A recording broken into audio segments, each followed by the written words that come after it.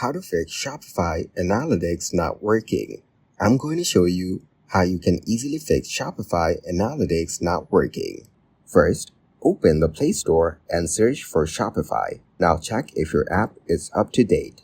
If not, tap Update to install the latest version. Next, go to your mobile settings and tap on Connections. Make sure your internet connection is stable.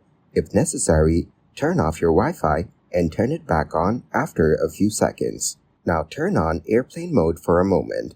Then turn it off and reconnect to your Wi-Fi. After that, go back to the settings and tap on Apps. Scroll down to find Shopify, then tap on it. Now tap on Storage. Then tap on Clear Cache. Next, tap on Clear Data to remove any residual data.